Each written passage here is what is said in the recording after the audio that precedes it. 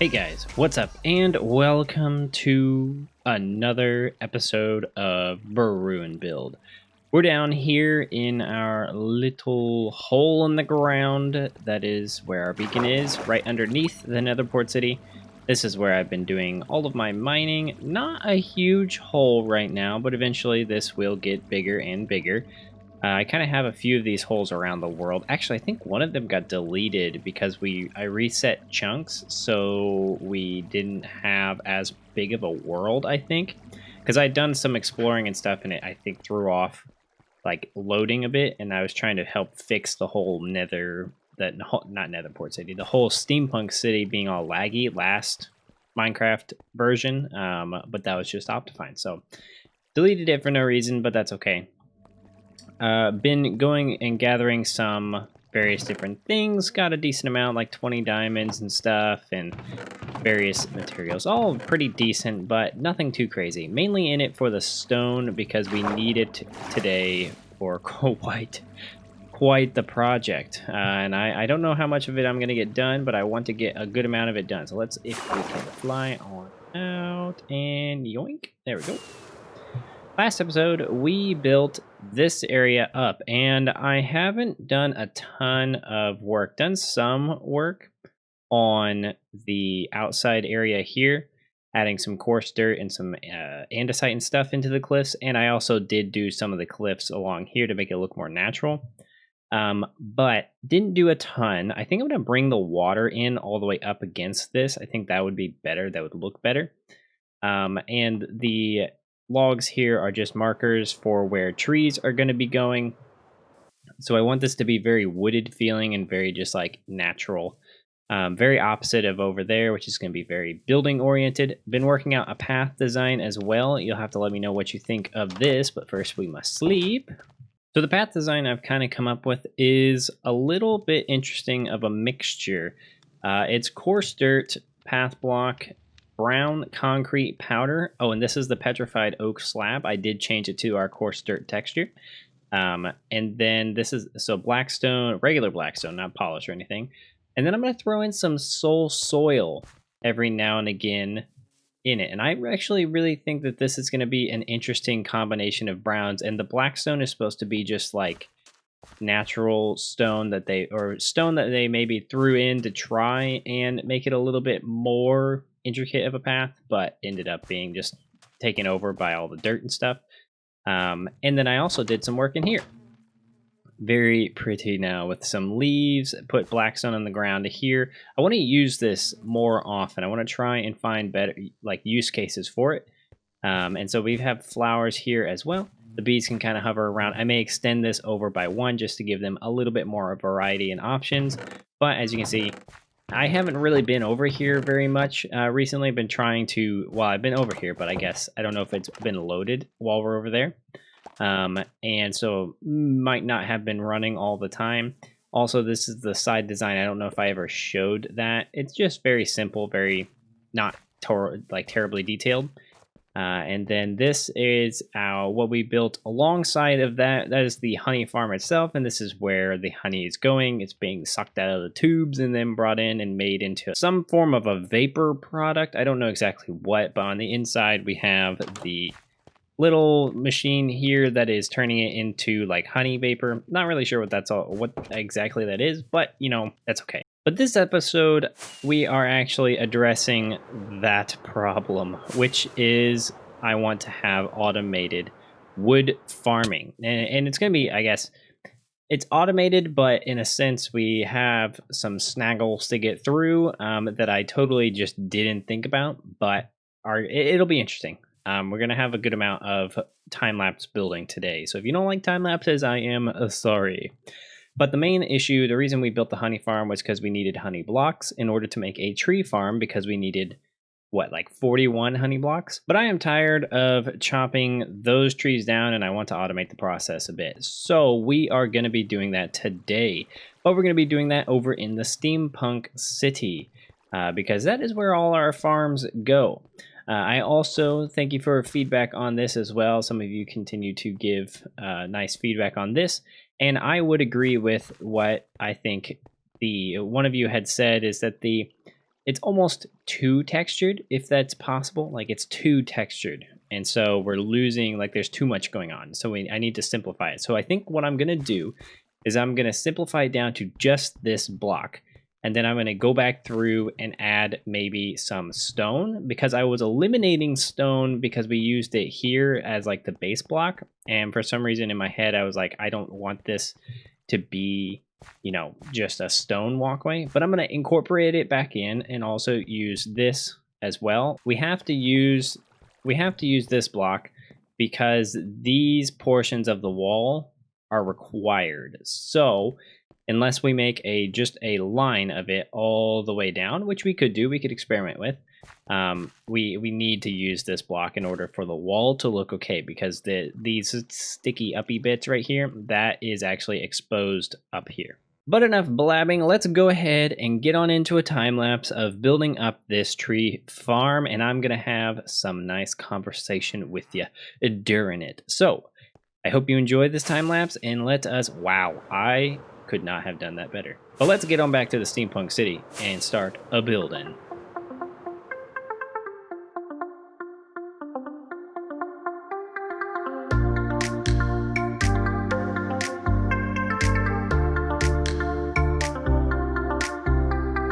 Alrighty, so I wanted to chat with you all about what I'd like to do after the next couple of episodes. I had an idea that I've been putting off since essentially the beginning of this channel, but I think I'm finally ready to start on it. And I say start on it because it's going to be a huge project. I mean, huge. And now I know what you're thinking. Pixel, you've already got a huge project going on with the steampunk city. You've got the Netherport city. Like, do you really need another big project? And well, here's the thing. I'm honestly getting a little burnt out on the steampunk style. We've been doing it since roughly episode like 81. I went and checked to see like how long it's been that we've actually been working like in and out of the steampunk style, and it's about 81. So we've done roughly, well actually we've done over 50 episodes of just steampunk types of stuff, and that's kind of been pretty consistent in the past few months. So I need a decent break from it, I think. I know things are starting to get interesting with the Netherport city, and like we're kind of branching out from the steampunk city and doing a little bit different of a steampunk style. But I mean, and I say steampunk, and it's really like steampunk is what you make of it. So it's not even like we're totally doing a steampunk style. You know, I've always been of the mindset that you should build what you want to build. And right now, I really want to build essentially my dream build, something that I've been wanting to build since college, since I actually started this channel.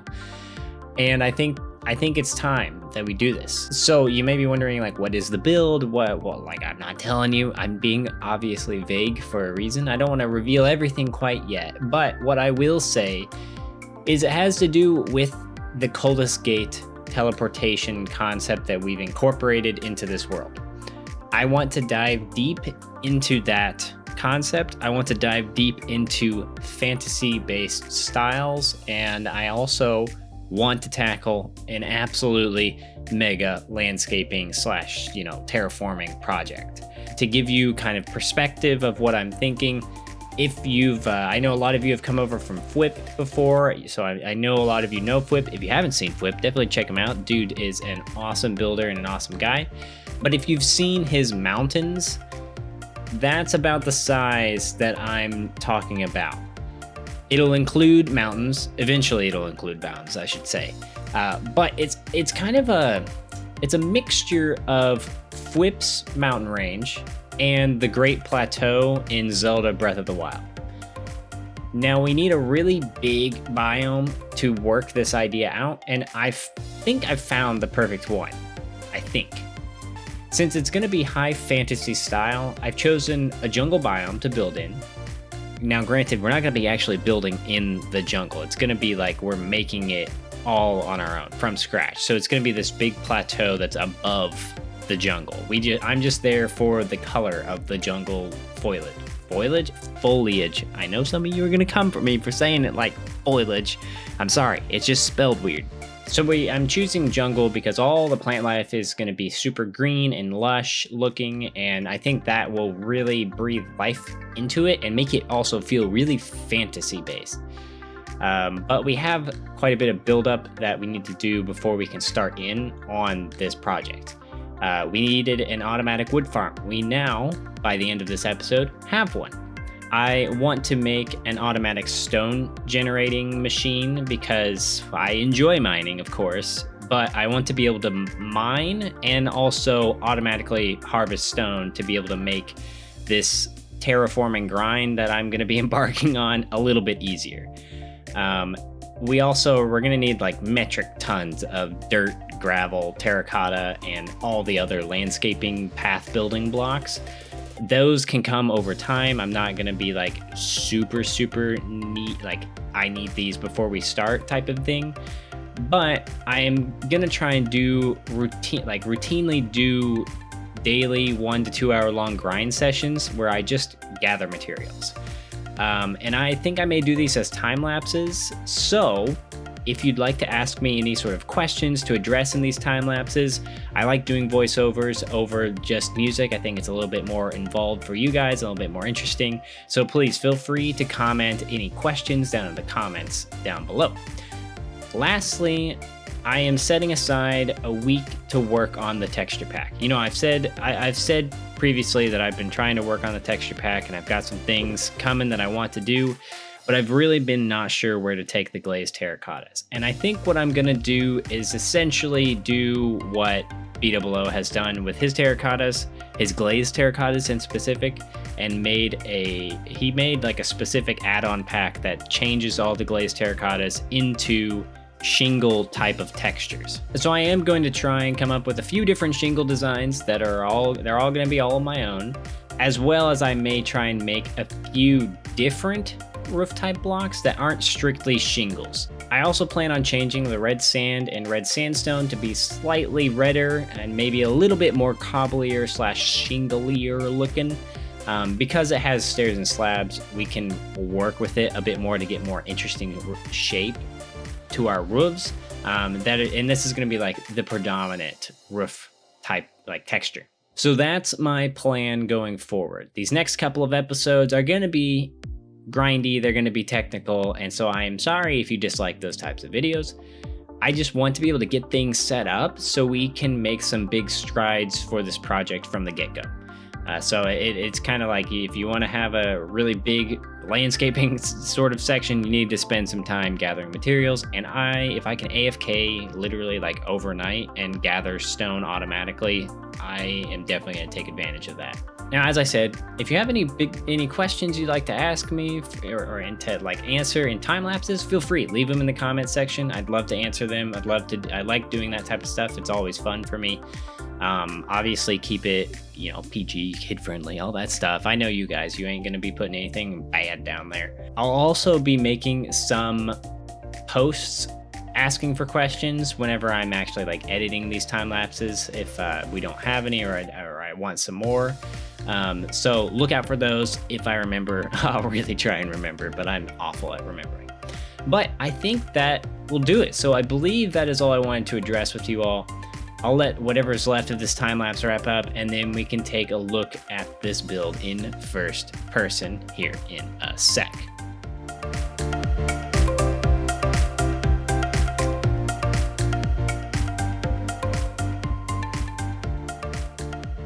All right, so that was a lot of time lapse, and sorry, I had a lot to say, so I knew the time lapse was going to be long anyways. But this build also took a really long time. To give you perspective, the time lapse that you just watched was roughly, I think, 8 minutes, I think is what it was. It could be shorter or longer. I don't know. I haven't put the audio on it yet. Right now, it's 8 minutes long. This all has taken me roughly 20 to 24 hours worth of time to build. So I am tired. Also, I am very close to being on the edge, and I didn't even realize. Yeah, so this is a big build and a big time investment, and it's changed quite a bit since you last saw it. Not the farm itself, but some of the layout has changed a bit, as you can see by this bone column thing. And we're going to get into that. And I wanted to show you exactly what's going on here, and then, yeah, kind of call it for this episode because I am tired. So this is the main automatic tree farm. You saw it working there for a little bit.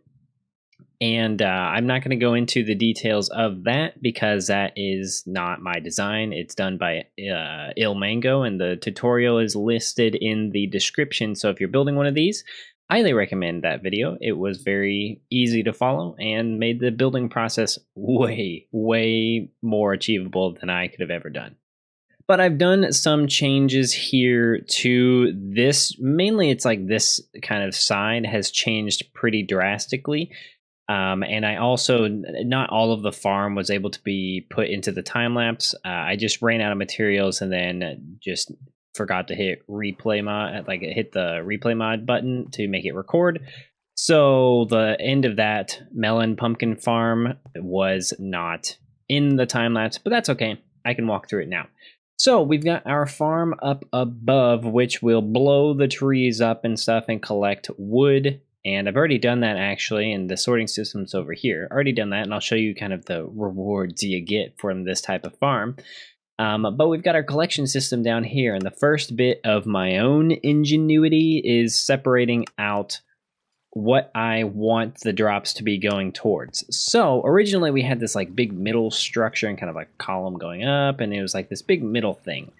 I have since moved it all over here so that it's a lot more intuitive and makes this all open, which I think is way, way better.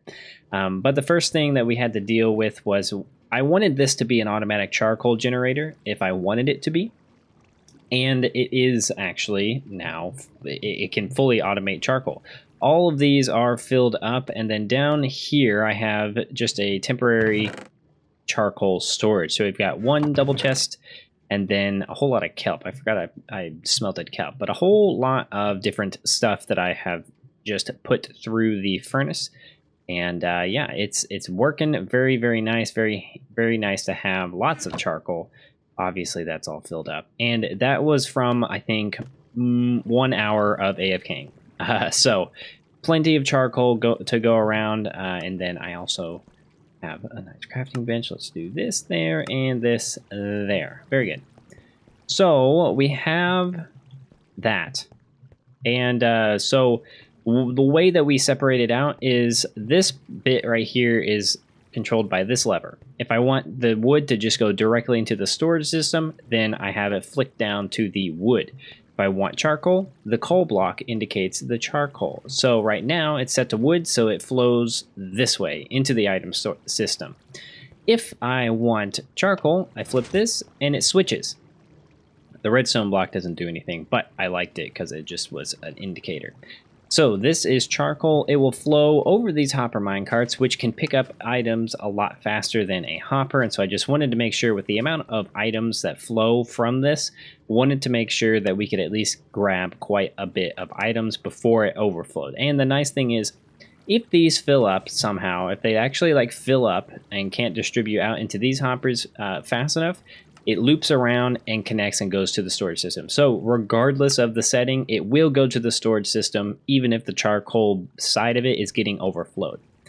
And then this hopper chain goes down and feeds into a chest, a hopper minecart right there, feeds into that and then automatically goes. Now this is the bit that was actually like right in the middle here. And I didn't like it being there. It didn't really make sense. And I also had decided after making all of this, I was like, you know, I think having this to be like our super smelter for the world would be really beneficial. And I don't want to make another one. It just seems like a waste. We've already made this. What's the problem with making this into something we can use for more than just charcoal? So I went ahead and did that, and that's why these now feed over here. This chest can be something that we put stuff in. If we put something there, it'll launch the hopper minecart from the top, and it'll go and distribute into all the different furnaces. So we now have a fully automatic super smelter, and that's really awesome. It does, as I said, 34 furnaces worth of smelting. And then of course this is for the fuel. If we want to refuel, we just send it off, and then we can just keep it and it'll just bounce back and forth. But right now they're all full, so no need. I could fill up all the hoppers, but I don't think so. I had this water system here before that went just kind of like right to this level, and that was I thought I was being smart and making like an automatic, semi-automatic charcoal like loader for this chest, and it ended up being just a big waste of time. I had made this column so that you would put like 2 shulker boxes, and then they would be dispensed into a water column, go up, and then basically flow back down into this chest so that it would be automatically filled. Like I could just put the things there and walk away from it. But being able to just access the chest, and this is where all the charcoal is, like that is not hard to do. So I opted for just being able to see this, and it also makes for a fun little design here. So now we can just fill it up via that. And this, I remade the bubble column. It was actually right where this is, moved it over and put it to use with the melon and pumpkin farm. Now the melon and pumpkin farm is actually not a melon and pumpkin farm exactly. This is for bone meal. It's a bone meal farm, and it's actually really efficient. Really efficient. I did not quite realize how efficient it was going to be, but that's why I decided to make it, because of I did a little bit of AFKing here just to see what the rates were and see how good they were. They are very good. But I had, I don't know, 6, I think, double chests on this side. This is where this is the line of hoppers where all the saplings and sticks go. And so I have a filter here for sticks to go through. And then all the saplings actually go. All the excess saplings, once my inventory is filled with them, get composted. So automatically into bone meal to feed the machine yet again. But we had 6 double chests of bone meal right here, and it feeds into this dropper elevator system, and that is what feeds into the farm itself and dispenses and, grows the trees. But we went through 6 double chests in the span of like, I want to say maybe 3 AFK sessions of about an hour apiece. And so I decided I need a bone meal farm dedicated purely to this build in order to have bone meal on hand pretty handily. And so I did about I would say it was probably about 45 minutes to an hour and a half. I'm not exactly sure. I didn't really take a stopwatch to it. It may have been more like 2 hours. I'm not sure. But we have this all filled. This is all filled. This back here isn't filled, and I don't really know why. I'm not really sure how to split. Like I have this split so that it should feed equally into this, but it just doesn't. It all backs up into one system. So I'm not really sure what to do with that, but I'll figure it out. And if not, then we'll just AFK and have a lot of bone meal here, and it'll be perfectly fine.